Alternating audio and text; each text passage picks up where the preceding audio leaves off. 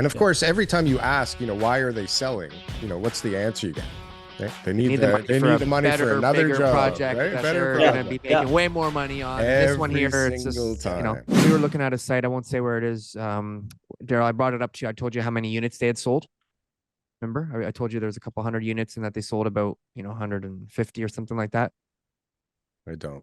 Okay. Anyways, that's the exact scenario. Jared, you're absolutely right. They bought it in 2019. They paid crazy prices. They have been, they got it zoned. They're selling right now. Sales are slow. How long can they hold on to that? Like, I don't know what their situation is. We'll find out. But that would definitely be a site that I would say is going to be up for receivership unless those guys have really deep pockets. Yeah. Because there's just no way. The prices that they paid there and how much density they even got wasn't even really that impressive. No, and so how do the pension funds make a decision of when to pounce? Because I mean, I know I'm personally looking at sites that are, under application or very close to zoned right now. And I'm, putting the dots together and I'm seeing, the same company has many of them on the market. And so, I mean, I'm not a genius. So everybody else looking at these is probably seeing the same thing and going, hold on, these guys must not be in a good place right now. Right. And of course, every time you ask, why are they selling? What's the answer you get? Right? They need the money for another job, project right? That they're going to be making way more money on. And this one here, it's just, they got a racehorse over there. So this one here is just a pony, Right. Right. Yeah. So, but literally every time. And so I think anybody with half a brain in this industry is going to go, I'm going to just not engage right now. I'm going to wait a little bit longer and kind of see what happens. Right. Yeah. Because I don't think that there's not too many people that have to do something right now. Right. No. If you have to do something, then you probably shouldn't be in the industry. Right. I think the only guys that have to do something regularly are the guys that have their own staffing to actually build, where they have to keep their guys working to keep their guys. And they'll buy jobs just to keep everybody on site and continue building. But that's a very small percentage of the industry. But continue building and like forcing a new project because you have nothing is like totally different, Yeah. And the very few guys. One is strategic and one is like, like we better keep the wheels moving or we're gone. Like we're bankrupt. Yeah. How many? I think there's a lot of guys that are in that position, actually. Yeah. There's gotta be. There's gotta be. Yeah. But I think, sorry. No, go ahead. Go ahead. I was going to say, I think what we're like, how I look at everything is a forcing function for something. It's either up or down, right?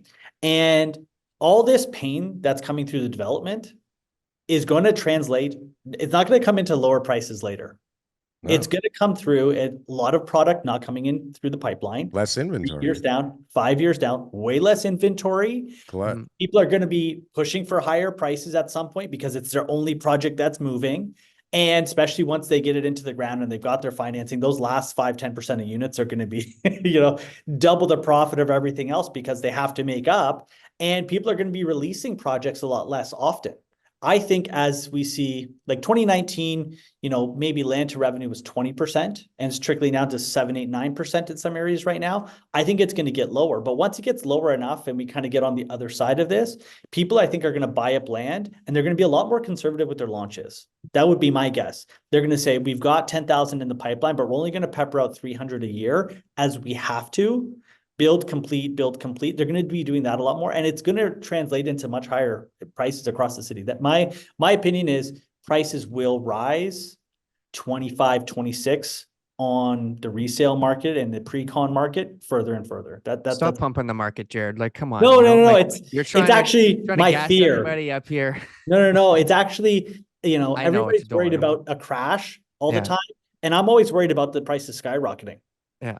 It's not a good thing. It's exactly what it is. A steady escalator is nice. We're trying to build more. Well, and so what's happening right now is they're trying to direct I think things away from the rental, like in the condos and more towards the end users buying the condos by, reducing some of the red tape, the timelines for this product to get on the market. And I think simultaneously the developers and builders are recognizing that like maybe 80 stories is not a good idea and nobody really wants to live up there, right? Maybe we need to bring it down to like 40 where it's a little bit more humane and people will want to live. Yep. But the cost of land isn't there yet. And so, Yeah. right. So the issue. And so it's a what big goes, screw up. what goes yeah. first here, you know? Plus what Jared was saying about all the units at the end being more profitable. I think what a lot of developers are probably seeing right now is those are big units that you have to sell for less per square foot and are harder to sell because they're probably up high and they're huge. And if you want to get your per square foot price, it's $2.5 million for this condo, right? Like, comment, and subscribe if you got anything from one of these clips. And if you want to see some more, press something on the screen here. Boom. That was good. That was good. I like that. That was good.